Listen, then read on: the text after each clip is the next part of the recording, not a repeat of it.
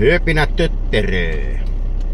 Se on syksysyönti pikkuhiljaa vilkastunut ja alkanut jo aika, no en nyt voi sanoa vielä vauhdikkaasti, mutta pikkuhiljaa niin kuin sanotaan, niin alkanut tossa ahven syömään. Että nyt mennään tsiigaamaan ja koitetaan saada vähän ahventa videolle.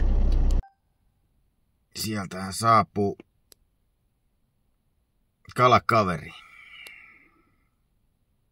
Vapa mukana ja tulee niin reippaan askelin sieltä.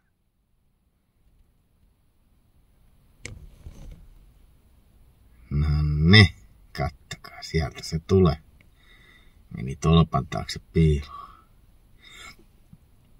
Kohta päästään lähtee. Joo. Kala nousee. Hyvin nousee. Ootko saanut mitään? Yhden. Hyvä. En mäkään monta, vissiin 10. 3.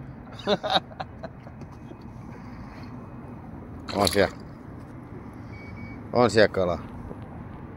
Ai et. Apporain nousee. Tuolta tuli ihan hyvin kalaa tot silloin, mutta siellä oli niin paljon porukkaa. Tultiin pois, vaihdettiin vähän paikkaa. No mitäs nyt tapahtuu?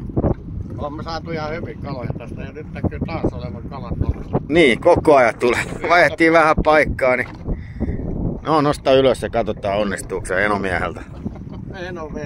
Enomieheltä tää nosto tuolta nyt. Onpa pölli. Nostapa vapa pystyy nyt. Hyvä. No hyvä. Mä aloitan sen tänne. Pistetään sumppuun. Ai että kun hieno. Komea köllykkä. Muutama ahvehan sieltä tulla tupsahti.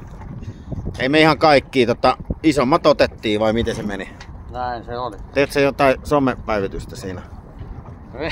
En tee mitään, mä otan vaan kuvia. Ai joo, niin tosiaan Enon kanssa oltiin ja tämmönen reissu.